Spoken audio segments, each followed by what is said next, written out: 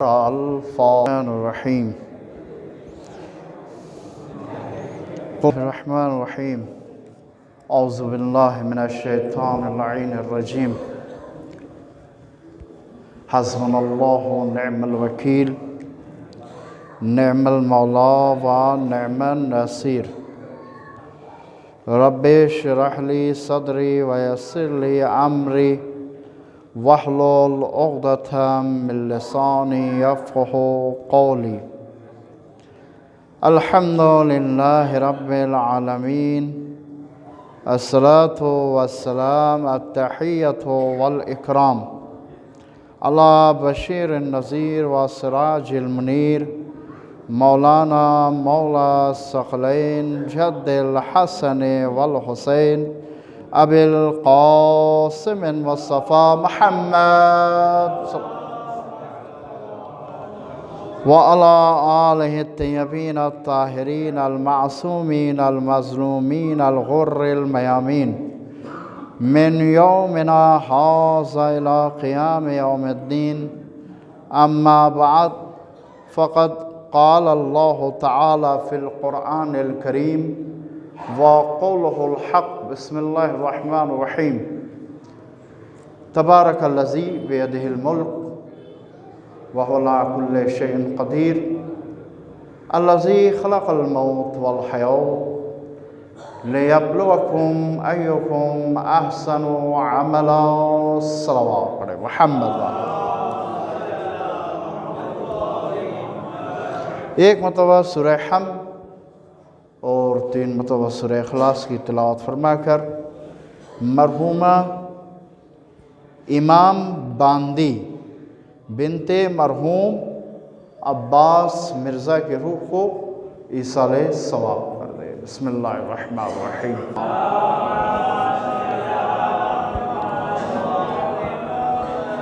عزیزان گرامی، مومنین اکرام، ذو احترام، یقیناً آپ مستحضر ہیں اور آپ کو خبر ہے اس کے 2 مجلس ہے، اور جو سمجھ رکھتے ہیں اور شعور رکھتے ہیں، احساس رکھتے ہیں، وہ جانتے ہیں کہ ایک وقت میں 2 مجلس کا انعقاد ایک یعنی مومنین کے لیے بہرحال ذرا سا تکلیف یا دقت کا باعث ہے. ایک ہی وقت میں 2 مجلس سننا ہے. 2 مجلس کے لیے تقریباً آپ کو اگر آدھا گھنٹہ 40 منٹ میں پڑھیں تو کم از کم 80 منٹ 2 مجلس ہوگی یا 45 منٹ جیسے. تو یک کے بعد 2 مجلس ایٹ اے ٹائم بغیر کسی فاصلے کے. لہٰذا میں یہ کوشش کروں گا کہ زیادہ سے زیادہ استفادہ کیا جائے ہمارے مولانا مجتبیٰ علی کمیل صاحب سے، اور آپ حضرات سماعت فرماتے ہیں اور آقا بھی آپ لوگوں کو انشاءاللہ مستفیض فرمائیں گے. لہٰذا میں اپنی گفتگو کو بہت مختصر طور پر آپ کی خدمت میں رکھنا چاہتا ہوں، اور انشاءاللہ ممبر ان کے حوالے، سماعت ان کے حوالے آپ کی. لہٰذا اس سے پہلے کہ گفتگو کا آغاز کیا جائے، ایک مرتبہ بابا سے بلند صلوات.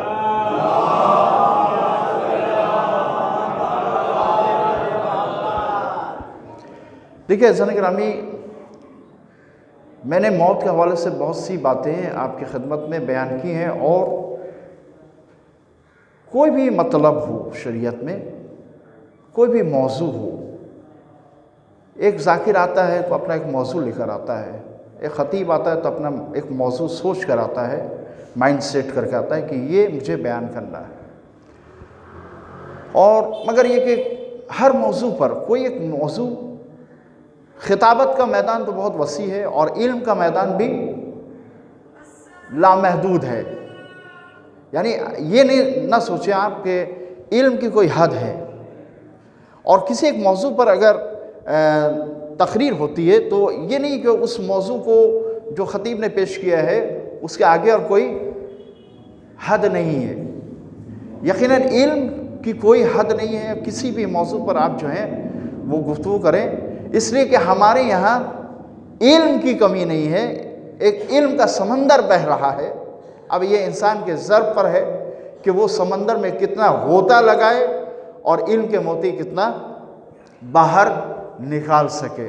اس لیے کہ ہم تو ان کے ماننے والے ہیں کہ جو صاحبان علم ہے، اور جہاں یہ فرمایا گیا انا مدینۃ العلم وعلی بابھا، میں شہر علم ہوں اور علی اس کا دروازہ ہے۔ تو علم کی کوئی حد نہیں ہے، کسی موضوع پر آپ گفتگو کریں، مگر ایک مطالعہ چاہیے آپ کے لیے، سمجھ چاہیے، تدبر چاہیے، تفکر چاہیے۔ آپ جتنا غور کریں گے، جو مطالب آپ کے میموری میں ہوتا ہے، اسی مطالب کو آپ اگر اس کو پھینکنا شروع کریں گے اپنے ذہن میں، تو اسی مطالب میں سے نئے نئے موضوع کا آپ کو موضوع اور گوشے نکلتے جائیں گے۔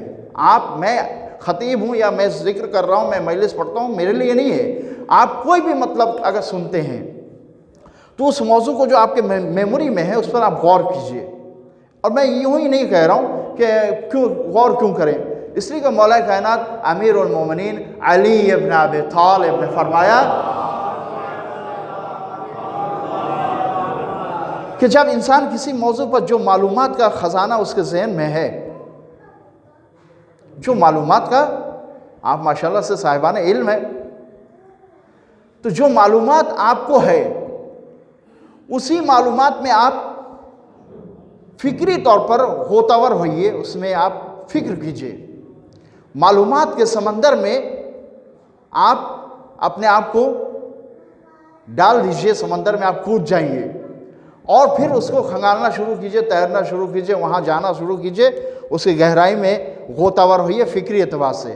تو جو معلومات کا خزانہ آپ کے میموری میں سیف ہے، اسی معلومات سے نئے گوشے پیدا ہوں گے، اسی معلومات سے نئے گوشے پیدا ہوں گے۔ اب ایک مثال میں آپ کی خدمت میں دینا چاہتا ہوں، اور بہت امپورٹنٹ چیز ہے، آقا بھی یہاں تشریف فرمایا۔ مثال یہ ہے کہ قرآن ایک زندہ معجزہ ہمارے اندر، ہمارے پاس، اور ہمارے لیے، ہماری امت محمدی کو فخر کرنے کے لیے اس سے بڑی اور کیا چیز ہو سکتی ہے کہ قرآن ہمارے ہاتھوں میں ہے، ہمارے اختیار میں ہے، ہماری مسجدوں میں ہے، ہمارے طاق کی زینت ہے، مگر قرآن ایک زندہ معجزہ ہے۔ قرآن ایک زندہ معجزہ ہے۔ اب تک جتنی بھی علمی اعتبار سے قرآن کی تفسیر، اس کے مطالب، اس کے معنی، اس کے الفاظ کے تفسیر، مفہوم جتنے بیان کیے گئے، آپ سوچئے اب تک، یعنی جتنا گزشتہ زمانہ گزر گیا اس وقت سے لے کر اس ڈیٹ تک، جتنے بھی قرآن پر تفسیریں، قرآن کے معنی، قرآن کے مطالب، قرآن کا مفہوم جو بیان کیا گیا، پھر بھی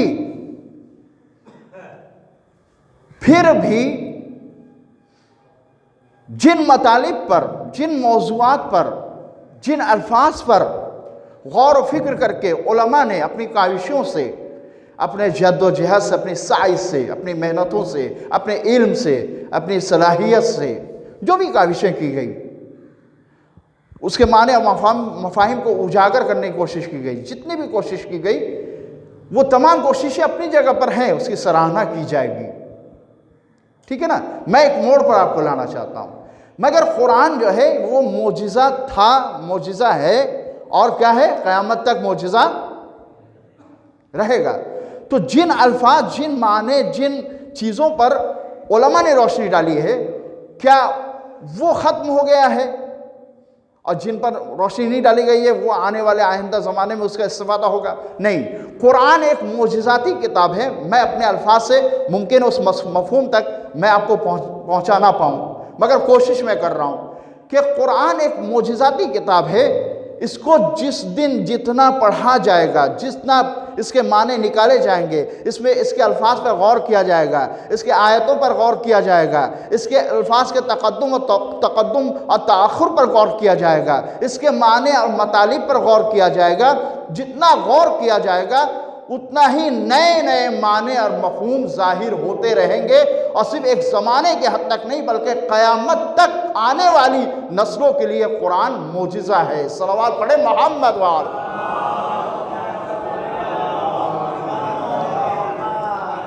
غور فرما رہے ہیں آپ؟ میں یہی بتانا چاہتا ہوں، یعنی قرآن معجزہ ہے کس اعتبار سے؟ یہ آنے والی نسلوں کے لیے اب تک جتنا جنریشن آیا سب کے لیے معجزہ تھا، بعد میں آنے والی جنریشن کے لیے وہ جب قرآن کو پڑھیں گے تو ان کے لیے بھی قرآن ایک نیا ہوگا، نیا مفہوم ہوگا، نئے مطالب ہوں گے، نئی روشنی انہیں ملے گی۔ تو اس اعتبار سے قرآن معجزہ ہے۔ تو اب آئیے میں آپ کی خدمت میں موت کے حوالے سے 2 جملہ اور مفہوم ادا کرنا چاہتا ہوں۔ یہ جملہ بہت آپ کا سنا ہوا ہے اور آشنا ہے، کل نفس ذائقۃ الموت۔ کتنا انٹرسٹنگ ہے، کتنا آسان ہے، بہت آسانی سے ہم سن لیتے ہیں ماشاءاللہ، علماء ذاکرین بیان کرتے ہیں۔ مگر یہی آیت جو ہے ہمارے اطمینان قلب کے لیے بہترین ذریعہ ہے، وسیلہ ہے۔ کیوں؟ اس لیے کہ جب قرآن نے یہ کہا کل نفس ذائقۃ الموت، ہر نفس کو موت کا مزہ چکھنا ہے، تو اسی آیت میں حیات پوشیدہ ہے، اسی آیت میں زندگی پوشیدہ ہے۔ اسی کو قرآن یہ کہہ رہا ہے کہ کل نفس ذائقۃ الموت، ہر نفس کو موت کا مزہ، صلوات پڑھے محمد و آل محمد پر، نہیں غور نہیں کر رہا آپ، یہ چکھنا ہے یعنی کیا مطلب؟ مگر یہ مفہوم ان کے لیے منطبق ہوگا، مصداق ہے، ہر نفس کو موت کا مزہ چکھنا ہے، مزہ تو چکھنا ہے، مگر عقیدے کے اعتبار سے کچھ لوگ مردے ہیں جو موت کا مزہ چکھیں گے مگر پھر بھی وہ کہیں گے کہ نہیں، موت تو فانی ہے، موت تو ختم ہونا ہے، موت تو برباد ہو جانا ہے۔ جو مر گیا تو اس کا اب رونے سے کیا فائدہ؟ صلوات پڑھے محمد و آل محمد پر۔ جو مر گیا اس کے لیے ایصال ثواب کا کیا فائدہ ہے؟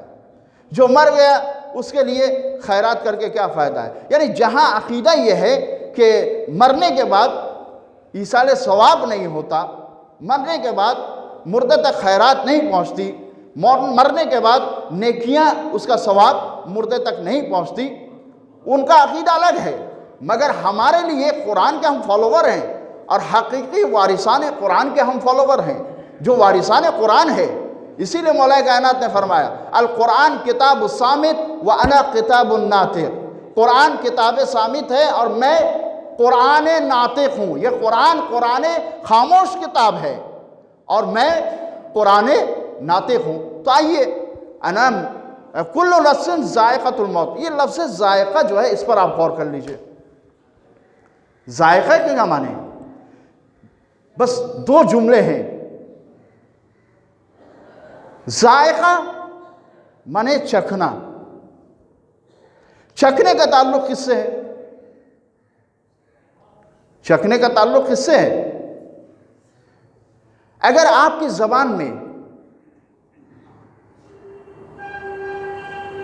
احساس نہیں ہے، یعنی سینس لیس اگر ہو گیا، زبان میں آپ کا احساس ہی نہیں ہے، جیسے بہت سے افراد ہوتے ہیں جو فالج کا اٹیک ہوتا ہے، پیرالائسس ہو جاتا ہے تو ان کا احساس ختم ہو جاتا ہے ان اعضاء سے، تو وہ جو ہے اپاہج ہو جاتے ہیں، ٹھیک ہے نا، ان کا سینس ختم ہو جاتا ہے، احساس ختم ہو جاتا ہے۔ اس وقت ٹھنڈا پانی بھی گرے تو انہیں احساس نہیں ہوگا، گرم پانی بھی گرے تو احساس نہیں ہوگا، وہاں چوٹی کاٹی جائے تو بھی احساس نہیں ہوگا، آپ اس کو پکڑیں تو اس میں احساس نہیں ہوگا۔ تو سینس ختم ہو جاتا ہے تو اس کا مطلب احساس ختم ہو جاتا ہے۔ تو قرآن کیا کہہ رہا ہے؟ کل نفس ذائقۃ الموت۔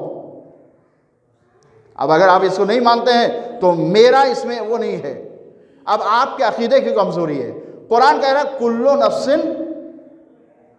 بولیے، ذائقۃ الموت، ہر نفس کو موت کا مزہ چکھنا ہے۔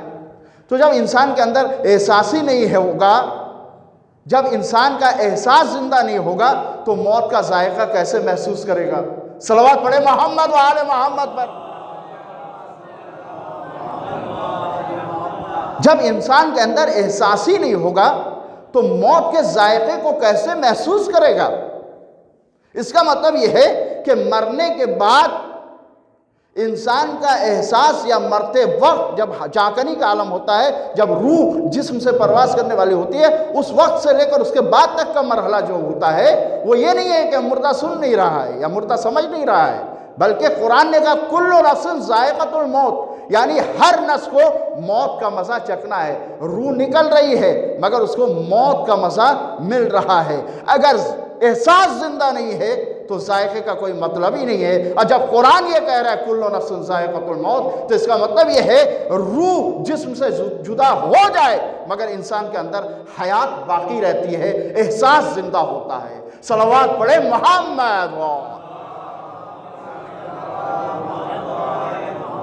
اسی لیے تو مولا کائنات امیر المومنین علی ابن ابی طالب نے فرمایا،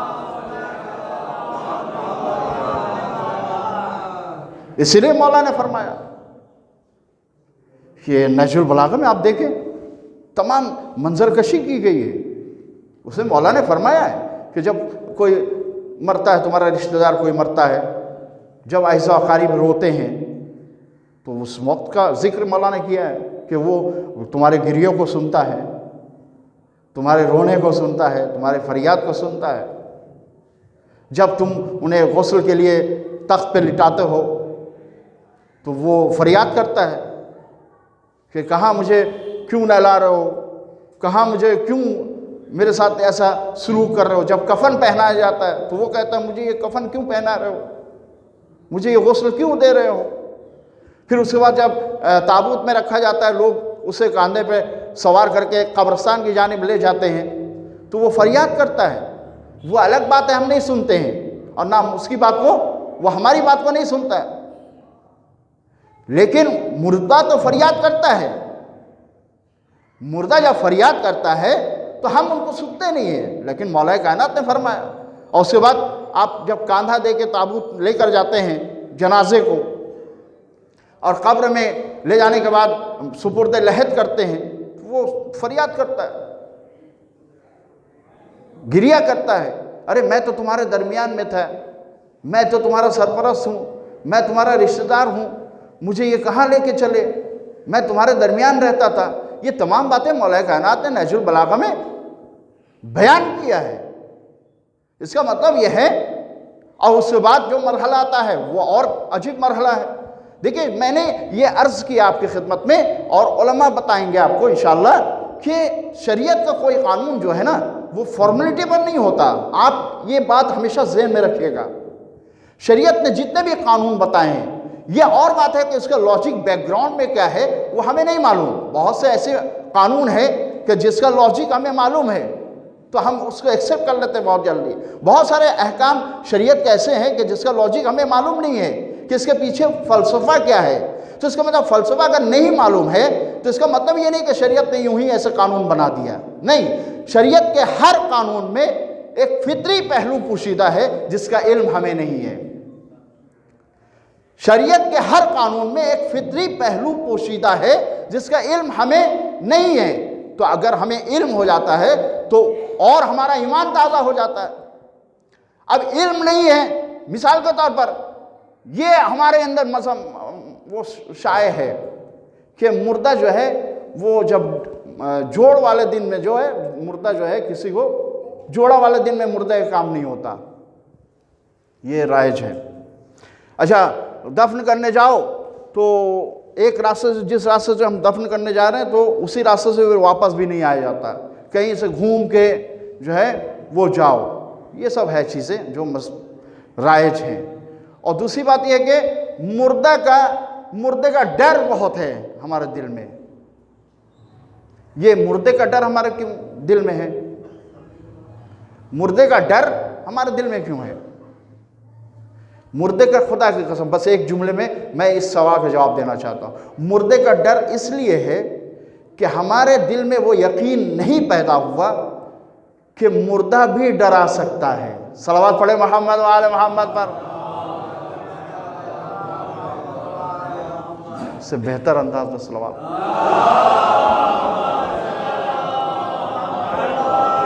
یا دوسرے لفظوں میں یوں کہا جائے کہ ہمارے دل میں وہ یقین پیدا نہیں ہوا کہ مردہ کبھی ڈرا ہے نا؟ مردہ ڈرا سکتا ہے کیا؟ یا مردہ کسی کو مار سکتا ہے یا کسی کو کھینچ سکتا ہے؟ ایسا ہوتا ہے سماج میں اتفاق کہ ایک چلا کوئی گیا ختم ہو گیا اور پھر اسے 1-2 دن بعد دوسرے کا خاتمہ ہو گیا کسی پڑوسی سے، کہ فلاں نے فلاں کو ٹان لیا، ہے نا. یہ جو ہے بہت عجیب بات ہے. صوفیوں کی مجلس وہ بہت، مردے کا تذکرہ وہ بہت خطرناک. موت کا ذکر آئے گا، دیکھیے گا آپ عام طور سے ہوتا ہے کہ جب موت کا ذکر ہوتا ہے، حالانکہ موت سے بہتر کوئی انسان کے لیے سکون کا ذریعہ نہیں ہے. اسی لیے مولا کائنات نے ایک جملہ فرمایا، یہ حدیث کو آپ اپنے ذہن میں رکھ لیجئے. مولا نے فرمایا لا مریح کالموت، یعنی موت سے بہتر آرام دائق کوئی چیز نہیں. صلوات پڑھیں.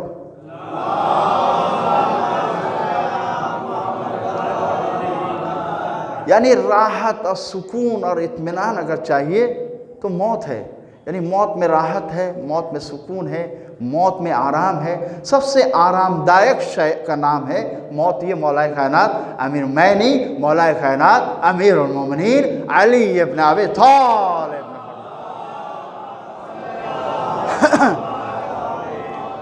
لا مریح کالموت. اب یہ مسئلہ یہ کہ مردہ، یقین اگر ہمارے دل میں پیدا ہو جائے کہ مردہ ڈرا نہیں سکتا، اگر یہ یقین پیدا ہو جائے تو کیا بات ہے، سبحان اللہ.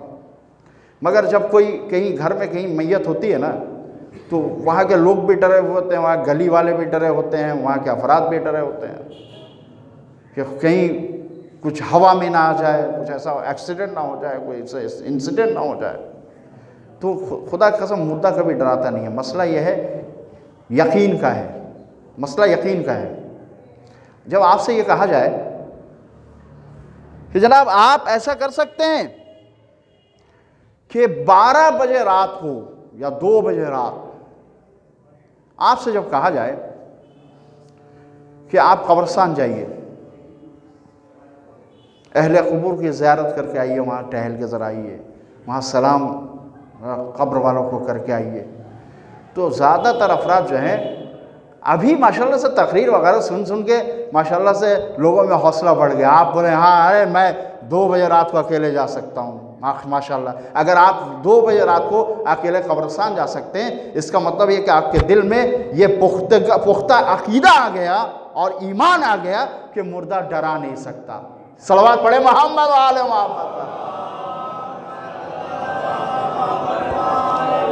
تو عام طور سے کوئی بھی کامن آدمی جو ہے وہ کہے گا نہیں میں جاؤں گا نہیں، ارے قبرستان جانے کی بات کر رہے ہیں، 2 بجے رات کو میں قبرستان کیسے جا سکتا ہوں، یہ تو ممکن نہیں ہے. قبرستان جائیں 2 بجے رات کو، آپ کیا بات کر مولانا؟ تو کیوں؟ کہا کہ ارے بہت وہ ہے، آپ تو چیلنج کر رہے ہیں، تو ڈرنے والی بات ہے، ڈر لگے گا یہ ہوگا وہ. لیکن اسی جگہ کسی غسال کو کہا جائے کہ آپ 2 بجے رات کو قبرستان جاؤ، ہم اور آپ نہیں جائیں گے مگر غسال چلا جائے گا. صلوات پڑھے محمد.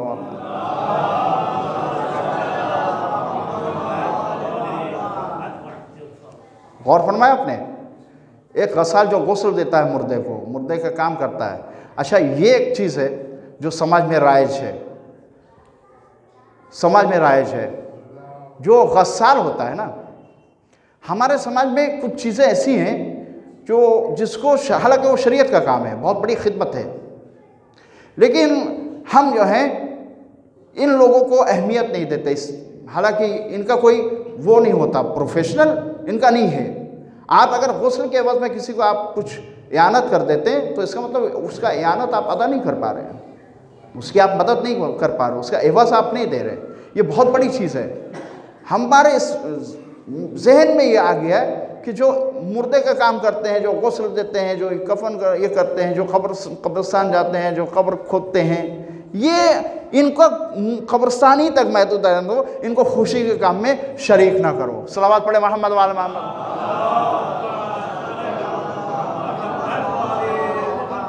آپ اگر ایگری ہیں تو بابا سے بلند صلوات پڑھے محمد.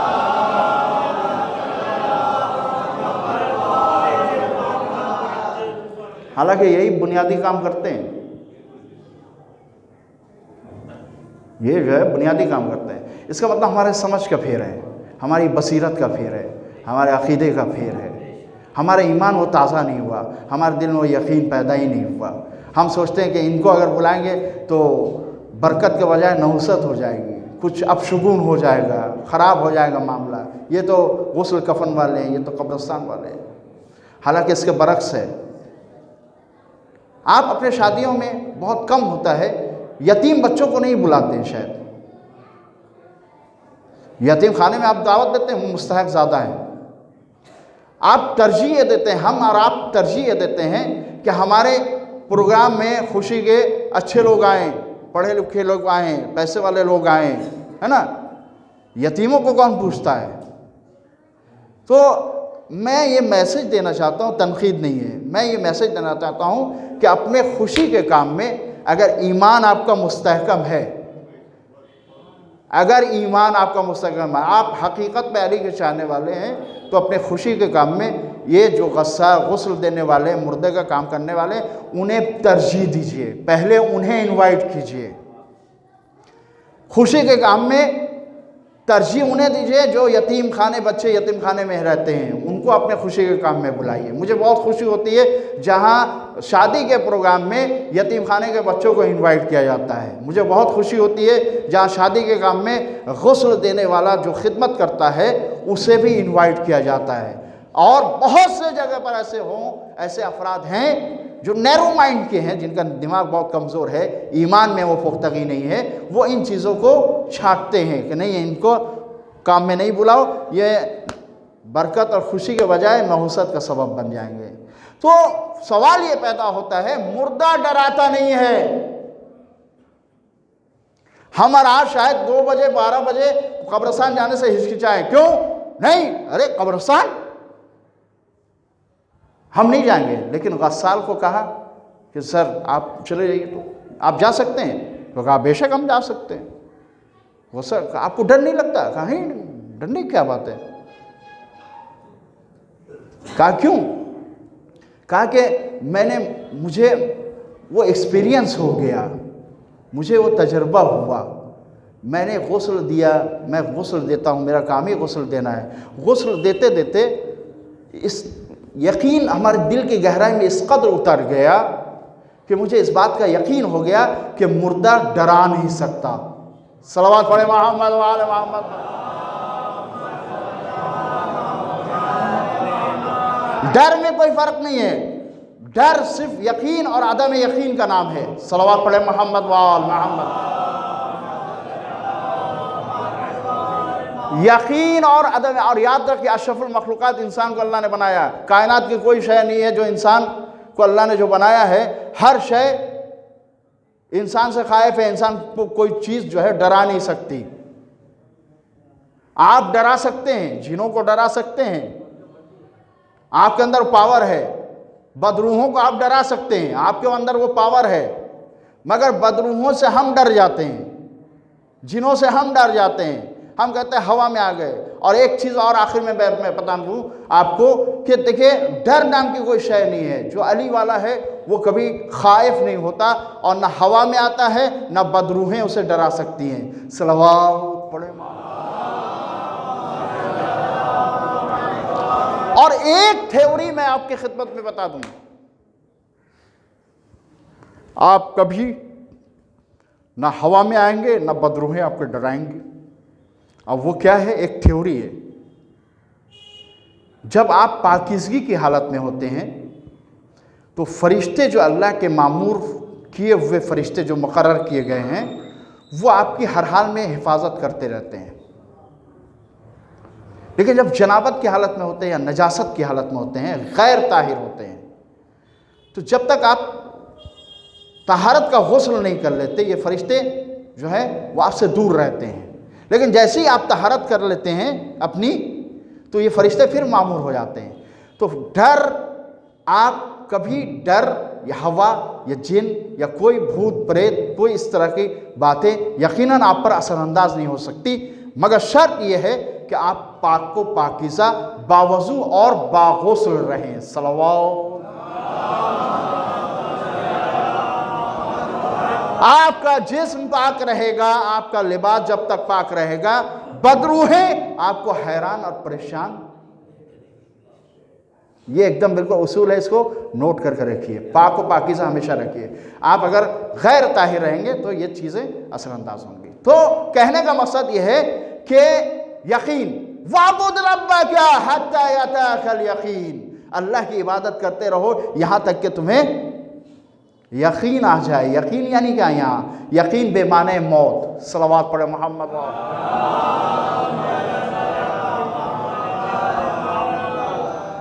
وَاعْبُدْ رَبَّكَ حَتَّى يَأْتِيَكَ الْيَقِينُ۔ اب وہ آیت میں نے آپ کی خدمت میں پیش کی، یہ آخری مطلب، اس کے بعد مجلس ختم، اور اس کے بعد دوسری مجلس ہے انشاءاللہ مرحومہ عشرت جہاں بیگم، ان کی مجلس مہینے کی غالباً پڑھیں گے جناب مجتبی علی کمیل صاحب، آپ حضرات ان سے استفادہ کیجیے۔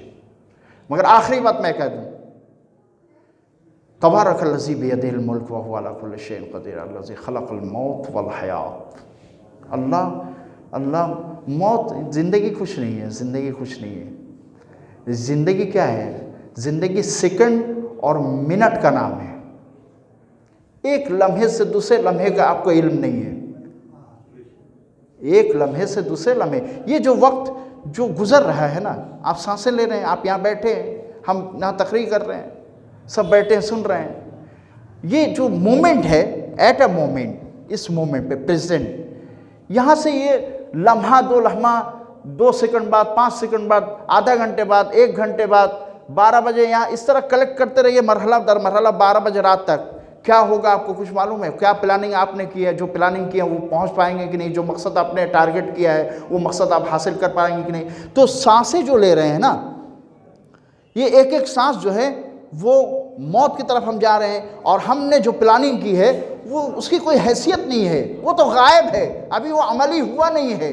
ہاں، امید پر دنیا قائم ہے، مگر یہ ہے کہ حیات صرف سیکنڈ اور منٹوں کا نام ہے۔ یہ جو جی رہے ہیں آپ، جو سانس لے رہے ہیں، بس یہ آپ منتقل ہو رہے ہیں، یہ وقت جو گزر رہا ہے، بس یہی حیات ہے۔ صلوات پڑھے محمد وآل محمد۔ یہی حیات ہے، لہذا ایک ایک نفس کو جیو، ایک ایک سانس کو جیو، ایک ایک لمحے کو جیو، ایک ایک لحظے کو جیو۔ یہ قیمتی وقت ہے، ایک ایک سیکنڈ، ایک ایک منٹ انسان کی زندگی کا بہت قیمتی ہے، اسے یوں ہی ضائع مت کرو، بلکہ زیادہ راہ اکٹھا کرو۔ کب بلاوا آ جائے گا انسان کو اس کا علم نہیں۔ ایسے بہت سی مثالیں آپ کو ملیں گی جو ہمارے درمیان ابھی مجلس سن رہے، ابھی ان کا انتقال ہو گیا۔ بہرحال کل نفس ذائقۃ الموت، انا خلقنا الموت والحیات، ہم نے موت اور حیات کو پیدا کیا، ہم نے موت اور حیات کو پیدا کیا۔ یہاں بہت انٹرسٹنگ جملہ ہے۔ قرآن چونکہ فصاحت کے لحاظ سے، بلاغت کے لحاظ سے، الفاظ کے تقدم اور تأخر کے لحاظ سے، عبارتوں کے لحاظ سے، آیتوں کے معنی مفہوم کے لحاظ سے، قرآن ایک بہت ہی زندہ معجزہ جو ہمارے اندر ہے۔ آپ اس میں جتنا تدبر کیجیے گا، جتنا غور کیجیے گا، اس کے معنی اور مفاہیم میں اتنا ہی آپ کو ایک لطف روحانی آتا جائے گا۔ کل نفس ذائقۃ الموت، اور اس کے بعد جو ہے یہ ذائقۃ الموت، اس کو آپ محسوس کیجیے گا۔ آپ نے سن لیا نہیں، آپ اس کو لذت کو محسوس کیجیے۔ ہر نفس کو موت کا مزہ چکھنا ہے، مگر مزہ جو ہے کبھی اچھا بھی ہوتا ہے، کبھی برا بھی ہوتا ہے نا۔ جب بیمار آپ ہوتے ہیں تو اچھی اچھی چیزیں آپ کو دی جاتی ہیں، مگر کڑوی لگتی ہے۔ کیا کہنے کا مطلب؟ کہا کہ بخار ہے، منہ کا مزہ بدل گیا، منہ کا